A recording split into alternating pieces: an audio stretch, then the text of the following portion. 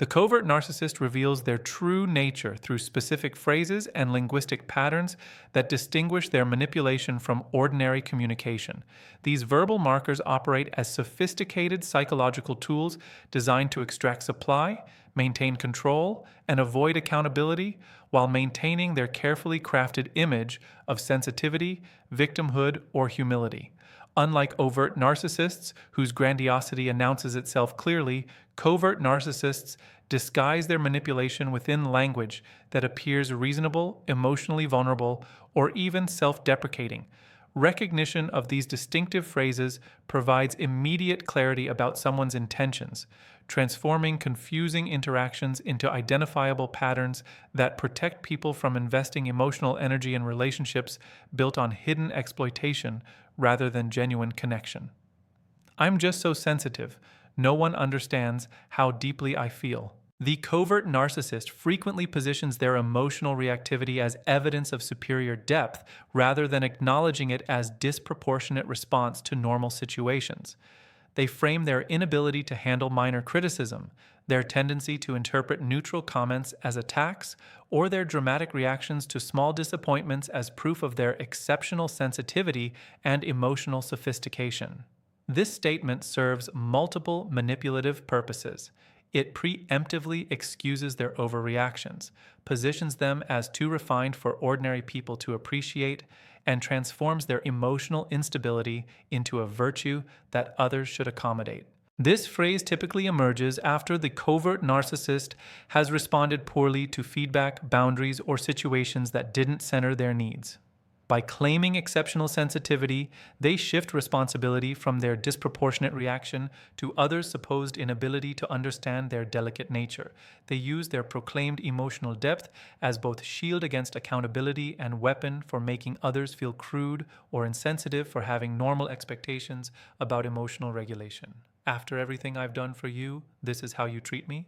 The covert narcissist weaponizes their acts of service or support through this phrase, revealing that their previous kindness was never freely given, but rather strategic investment they expect to collect on with interest. This statement transforms their supposedly generous behavior into debt. Their target must repay through continued tolerance of mistreatment, suppression of legitimate grievances, or acceptance of the covert narcissist's demands, regardless of how unreasonable.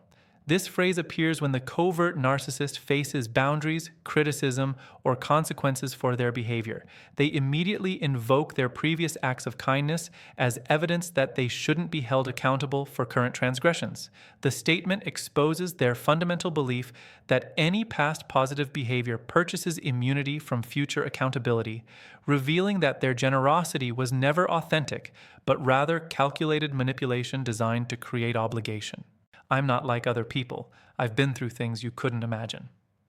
The covert narcissist positions their supposed unique suffering as justification for special treatment, exemption from normal social rules, or explanation for their problematic behavior.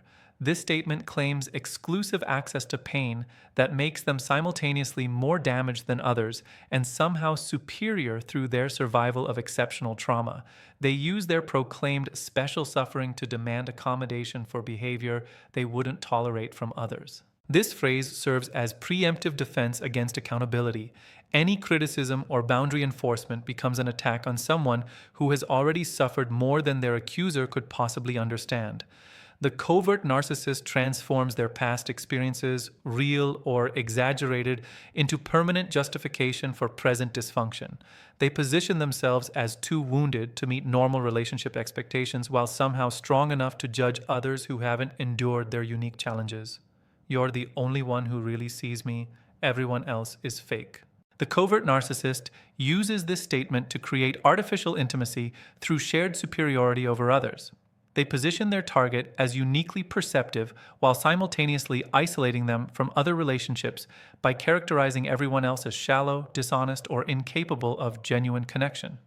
This phrase flatters the target into believing they've achieved special status while beginning the isolation process that makes later abuse harder to escape. This statement reveals the covert narcissist's black and white thinking and their tendency to devalue everyone except their current primary supply source. The target who feels special for being the only one fails to recognize they're hearing a script the covert narcissist has deployed with previous victims who were also told they alone possess the depth to truly understand the narcissist's complicated soul. I would never hurt anyone. I'm too aware of how damage feels. The covert narcissist preemptively establishes their supposed empathy and awareness of pain to create cognitive dissonance when they inevitably hurt others. This statement serves as psychological inoculation. When the covert narcissist behaves cruelly, their previous claims about never hurting anyone make their targets question their own perceptions rather than recognizing abuse. The phrase positions them as incapable of harm, making actual harm seem impossible or misinterpreted. This statement typically emerges early in relationships as the covert narcissist establishes their sensitive, empathetic persona. They invoke their awareness of pain not as motivation to avoid causing it, but as false evidence that they couldn't possibly be causing it when they inevitably do. Their targets become trapped between the covert narcissist's self-proclaimed empathy and the reality of their harmful behavior, typically resolving this dissonance by deciding they must be misinterpreting situations rather than accepting that someone who talks so much about avoiding harm is actively causing it. These phrases collectively expose the covert narcissist's manipulation tactics, using claims of superior sensitivity to avoid accountability, weaponizing past kindness to create obligation, positioning unique suffering as justification for special treatment, creating false intimacy through shared superiority, and preemptively denying capacity for harm they absolutely intend to inflict. Recognition of these linguistic patterns transforms confusion into clarity, allowing people to identify covert narcissism before becoming psychologically entangled with someone whose carefully chosen words conceal fundamentally exploitative intentions.